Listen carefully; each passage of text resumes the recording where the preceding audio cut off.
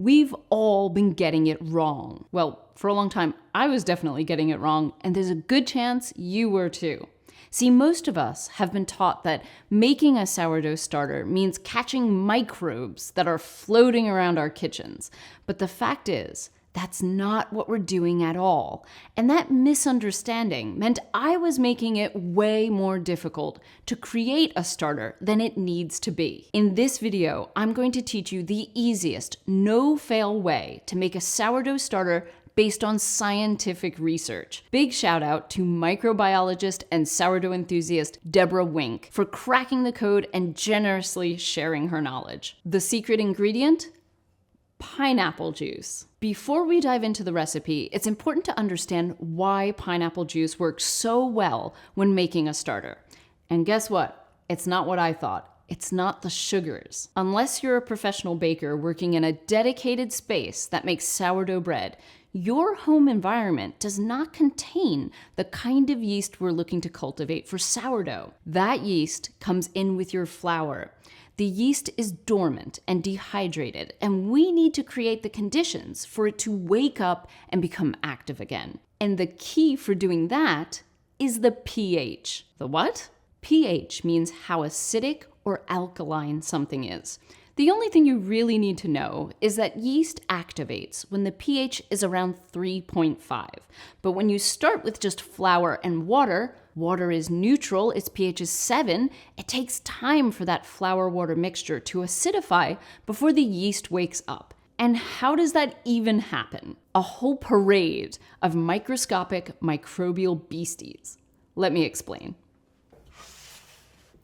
So you have your starter jar filled with flour and water, and that starts around 7 pH, and it has to get down to 3.5.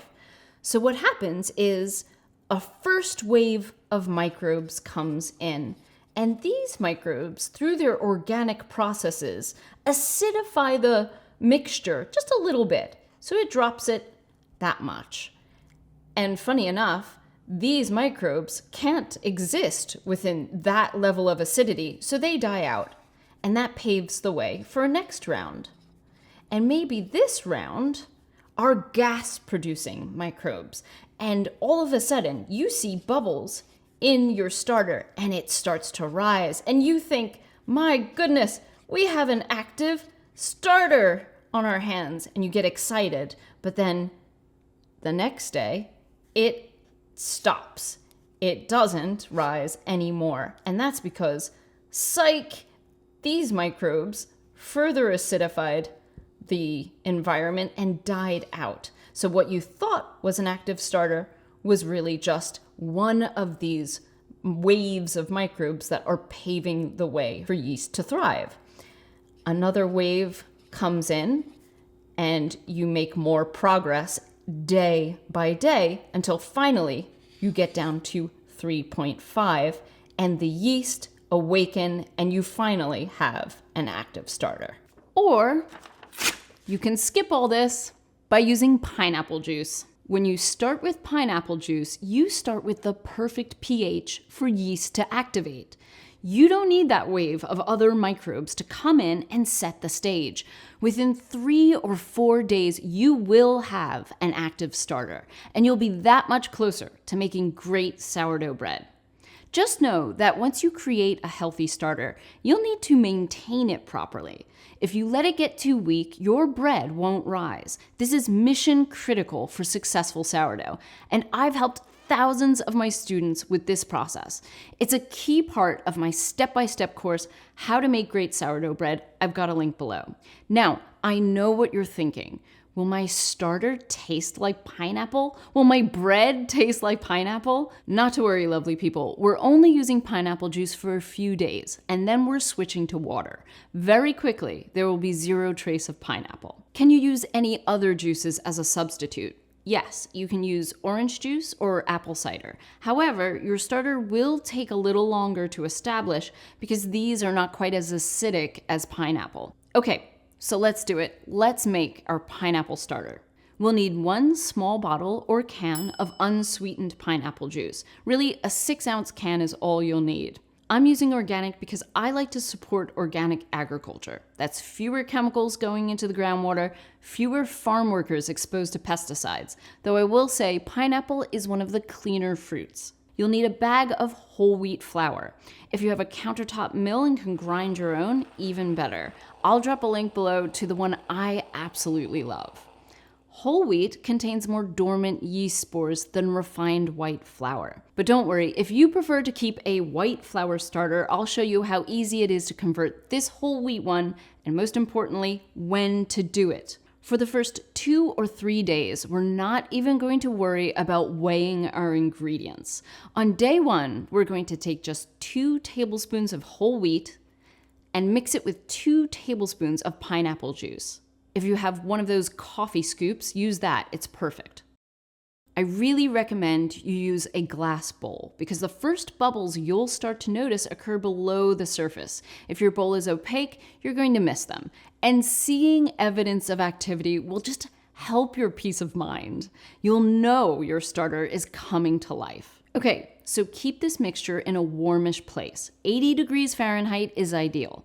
The cooler it is, the longer it will take. To make this one, I just kept the starter out on my kitchen counter. The ambient temperature was around 70 degrees Fahrenheit, and it took me 5 days to make an active starter. If you're doing this in the winter, it may take longer. If it's summer, it will likely go quicker. Day 2, you're not going to see much change.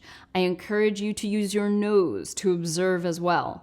The mixture will likely still smell sweet like pineapple. All you're going to do is feed it the same amount.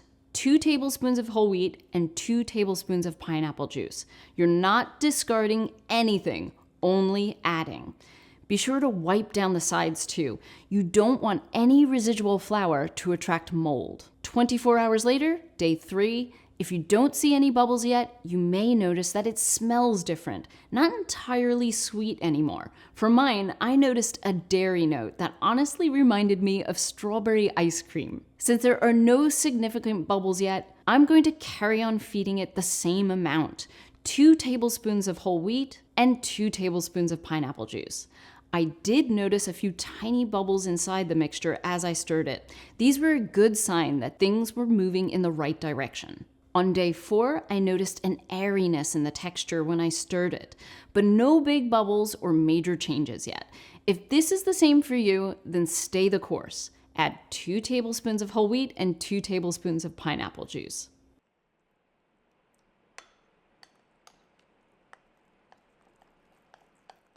On day 5, finally, we see a big change. Lots of bubbles around the bottom and on the surface. So this indicates that we transition to the next phase. We no longer need the pineapple juice. We're going to take only a portion of our starter and discard the rest. And that's because we don't want to end up with a huge amount of starter that we don't actually need.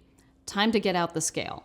Stir the starter well, then take 2 ounces of starter. I prefer to work in grams, so that's roughly 55 grams. Feed it 1 ounce of water and 1 ounce of whole wheat. That's roughly 28 grams each. Congratulations, you now have an active sourdough starter on your hands. But wait, we're not quite ready to make bread yet. We need to feed our starter to get it strong. The yeast population will increase and diversify over time, so we don't want to be in a rush. As these microbes grow stronger, their fermentation will cause the flour-water mixture to rise in the jar. That's exactly what we're looking for. 24 hours later, that's day 6 for me, if you observe that there's a rise and fall happening, even if it's just a little puffing up and a sinking back, then switch to a 1-1-1 ratio, equal parts starter, flour, and water. Stir the starter well and take 50 grams. Discard the rest. Feed it 50 grams of water and 50 grams of whole wheat. Notice how the starter doesn't easily dissolve in the water. It sits up like it's full of air. This is a great sign that you have an active starter. Now's the time to really observe your starter. At this point, I like to transfer it to a jar where I can more easily track how much it rises and falls back. You'll also want to use your nose. Does it ever smell alcoholic? If it starts to smell alcoholic, then that's a sign that it's hungry and you should begin feeding it more frequently. On day 7, I noticed that my starter took just 2.5 hours to double. At its peak, the mixture was full of bubbles. It didn't smell alcoholic yet. It smelled nice and weedy. So I knew that it was time to feed it. You always want to feed your starter when it's at its strongest point, at the peak of its rise. In sourdough, we say that's when our starter is ripe, when the population of yeast and bacteria are at their maximum. When you take a portion of your starter to feed it, it should be light and airy and float in the water. These are all signs of a healthy starter. At this point, if you want to convert this whole wheat starter to a white flour starter, then this is a good time to do it. Once you know you have an active starter on your hands, you see it at least doubling, then you can swap the whole wheat that you feed it for white flour. No problem. Now, it's really important at this point not to starve your young starter. I can help you determine how much to feed your starter and when using a formula I teach my students in my in-depth on-demand sourdough course. This way you can feed your starter so it actually works with your schedule and fits into your life without sacrificing the health of your starter. In the course, you'll also learn how to keep your starter from turning too acidic. That's a common problem that prevents your bread from rising well. Remember, a healthy starter is the foundation to successful sourdough, but it's just the first step toward making consistently great bread. In my course, I take you through every step of the process. Right now, I'm running a free trial. I've got a link below. A big thank you to all my happy sourdough students who have already signed up for the course. You can read all their reviews to see what they thought of the course. And I'll see you back here in the kitchen real soon.